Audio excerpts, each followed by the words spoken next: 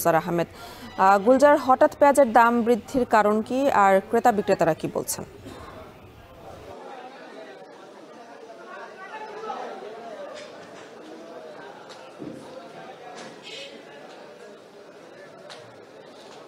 দেখুন, মূলত ৫ তারিখের পরেই হঠাৎ করে পেঁয়াজের দর ৩০ থেকে ৩৫ টাকা পর্যন্ত বৃদ্ধি পেয়েছে। আমরা বর্তমানে রয়েছে সিলেটের চৌখানিঘাট, যেটি একমাত্র পাইকারি বাজার, বিশেষ করে আলু এবং পেঁয়াজ বিক্রির যে হাট, এই জায়গাতে এখানে আমরা দেখতে পাচ্ছি যে বিশেষ করে পেঁয়াজের যে দামটা, এলসি যে পেঁয়াজ আছে সেটি পাইকারিতেই বিক্রি হচ্ছে ৯২ থেকে ১০০ টাকার মধ্যে, অর্থাৎ প্রকারভেদে পেঁয়াজের ধরন অনুসারে। আর দেশি যে পেঁয়াজ সেটি বিক্রি হচ্ছে পাইকারিতেই ১০৫ টাকা, যেটি খুচরা বাজারে গিয়ে প্রায় ১২০ টাকা পর্যন্ত কিংবা ১২৫ টাকা পর্যন্ত গিয়েছে। এবং এই যে এলসির যে পেঁয়াজ আছে, এই পেঁয়াজগুলো বিগত ২ দিন আগেও যেখানে ৬০ থেকে ৬৫ টাকা দরে বিক্রি হতো, সেই পেঁয়াজগুলো এখন বাজারে বিক্রি হচ্ছে ৯২ টাকা থেকে ১০০ টাকা হচ্ছে পাইকারি, আর খুচরা হচ্ছে প্রায় ১১০ টাকা বা ১১৫ টাকা। এখানকার যারা পাইকারি বিক্রেতা আছেন তারা বলছেন যে দেশীয় পেঁয়াজের যে সরবরাহ ছিল, সেই পেঁয়াজটা এখন সরবরাহ কমে যাওয়ায় হঠাৎ করে এলসি পেঁয়াজের চাহিদাটা বেড়েছে। এবং এই এলসি পেঁয়াজ মূলত যদি আমদানি যারা করেন, আমদানিকারক, তারা বলছেন যে যেহেতু তারা এই মুহূর্তে স্বাভাবিকভাবে তারা আমদানি করতে পারছে না, এর জন্য পেঁয়াজ সংকট দেখানো হচ্ছে মার্কেটে।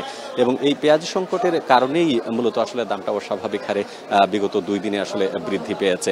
এখানকার ব্যবসায়ীরা বলছেন যে এতদিন দেশি পেঁয়াজ যেটি ছিল, দেশি পেঁয়াজের যথেষ্ট সরবরাহ থাকায় বাজারে তার কোনো প্রভাব পড়েনি। যেহেতু দেশি পেঁয়াজ এখন কম আসছে, সেজন্য চাহিদার তুলনায় সরবরাহ কম থাকায় তারা কিন্তু এই দামটা মূলত বাড়াতে বাধ্য হচ্ছেন। তারা বাড়াননি, যারা পাইকারি যেখান থেকে স্টক থাকে, অর্থাৎ সেই মজুদকারী যারা আছেন তাদের কাছ থেকে যখন তারা আনেন তখন আসলে দামটা একটু বেশি পড়ে যায়।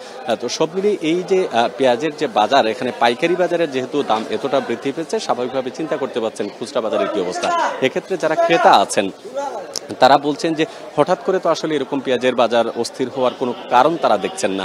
যেহেতু বাজার মনিটরিং ব্যবস্থা, তারা সবসময় বলে থাকেন যে ভোক্তারা যে বাজার মনিটরিং ব্যবস্থায় তাদের যে দাবি দেওয়া থাকে বা যে মনিটরিং ব্যবস্থাটা থাকে, সেই জায়গা থেকে দেখা যাচ্ছে বাজার মনিটরিং ব্যবস্থা না থাকায় হয়তোবা ব্যবসায়ীরা ইচ্ছে করেই এত টাকা, কারণ হঠাৎ করে এত পরিমাণ টাকা বৃদ্ধির আসলে কোনো সুযোগ নেই, তাই তারা গুরুত্ব দিয়েছেন। বিশেষ করে বাজার প্রশাসন যারা দেখছেন তারা যাতে এই বিষয়টি তদারকি করেন এবং মানুষের ভোগান্তি যাতে কম হয়। তো এই হচ্ছে সিলেটের পেঁয়াজের বাজারের সার্বিক অবস্থা।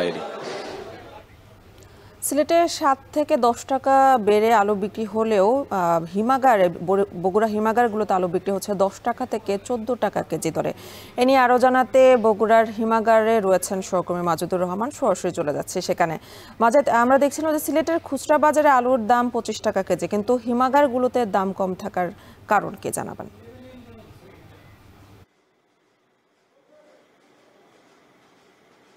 হ্যাঁ, আপনি জানেন যে বগুড়া হচ্ছে আলু উৎপাদনকারী জেলা হিসাবে অনেক বড় একটি জেলা এবং আলু প্রচুর উৎপাদন হয়।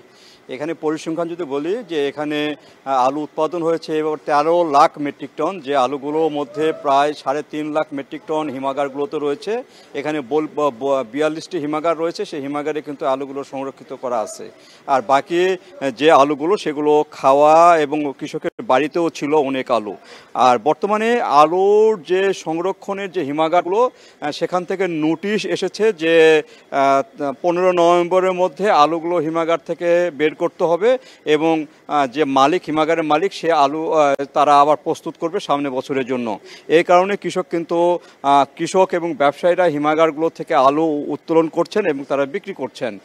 আর এইবারে যে বর্তমান যে আজকে আলুর দাম, সেটি হলো ১০ থেকে ১০.৫ টাকা, এবং যেটা পাকড়ি আলু বলে, যেটা হলো লাল ছোট আলুটি, গুটি আলু, সেই আলুটি বিক্রি হচ্ছে ১৩ টাকা ৭৫ পয়সা এবং ১৪ টাকা কেজি দরে। আর এখানে আলুগুলো দাম কম হওয়ার কারণ সেটি হলো প্রচুর পরিমাণে আলু রয়েছে, এখনও মজুত রয়েছে এবং আলুর বিক্রিটা কম। আর এখান থেকে যে হিমাগারগুলোর থেকে যে আলুটি বিক্রি হচ্ছে, সে আলুটি অন্য জায়গায় গিয়ে, যেমন সিলেটে যায়, দাম অনেক বেশি পড়ছে। আর কারণ হিসাবে পরিবহনে একটা বড় খরচ রয়েছে, তাছাড়া ২ জায়গাতে কিন্তু কুলি খরচ রয়েছে, তাছাড়া হাটের যে ইজারা রয়েছে, প্রত্যেকটি দিক থেকে বিবেচনা করলে এখান থেকে ৬ থেকে ৭ টাকা কিন্তু আলু প্রতি কেজিতে খরচ হয়, সে কারণে হয়তোবা তারা বেশি বিক্রি করছে এবং আলু এখানে যেহেতু কাঁচামাল আলু অনেকটা কমে যায়, এটিও একটি কারণ হতে পারে। তাছাড়া লাভের তো একটা বিষয় রয়েছে যে খুচরা বাজারে কিন্তু প্রচুর পরিমাণ লাভ করে, সেই দিক থেকে আলুর দামটা সিলেট কিংবা ঢাকা কিংবা অন্যান্য স্থানে বেশি। আর এখানে যে আলুগুলো রয়েছে এই পর্যন্ত 3.5 লাখ আলুর মধ্যে 2 লাখ আলু হিমাগার থেকে বের হয়েছে, বাকি কিন্তু 1.5 লাখ আলু কিন্তু এখনও রয়ে গেছে এই হিমাগারগুলোতে। আর মাত্র সময় রয়েছে 15 দিন থেকে 20 দিনের মধ্যে এখানে সব আলুগুলো বের করতে হবে।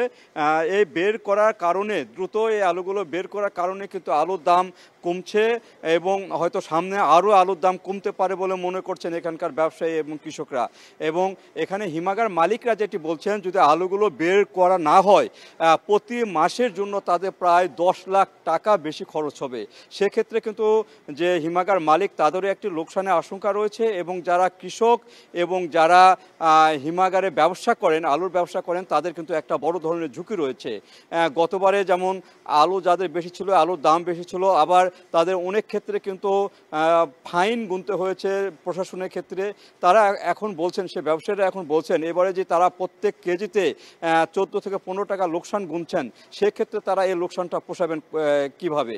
এখানে আপনাকে বলে রাখি যে আলু যখন সিজন শুরু হয়েছিল তখন কিন্তু আলু বিক্রি হয়েছে 12 থেকে 13 টাকা। তাছাড়া এখানে হিমাগার খরচ 60 টাকা, তার পরিবহন খরচ সবগুলো মিলে কিন্তু 22 টাকা কেজি পড়ে গেছে তাদের আলুর এখানে হিমাগারে রাখা। সেক্ষেত্রে যদি এখন এই 10 টাকা এবং 12 টাকা কেজি ধরে আলু বিক্রি করে, সেক্ষেত্রে তাদের যে লোকসান, সেই লোকসান তারা কিছুতেই পোষাতে পারবেন না। তারা বলছেন যে সামনে দিনে যে কৃষক যে আলু লাগাবেন, যে আলু রোপণ করবেন, সেক্ষেত্রে কৃষকেরই কিন্তু একটা বাড়তি ঝামেলা রয়েছে। এমনিতে যে এখানে সার কীটনাশক সবের দাম বেশি, তারপরে আলুর দাম তারা পাননি এবং যে আলুগুলো তারা এখন বীজ, সেই বীজগুলোর দামও এখানে এইবারে অনেক কম, সেক্ষেত্রে কিন্তু তারা লোকসানে পড়বেন। তো এই ছিল আমার কাছে এই যে বগুড়ার যে আলু বেচা কিনা তার সর্বশেষ হিমাগার থেকে। আলুর দাম নিয়ে জানাচ্ছিলেন মাজেদুর রহমান।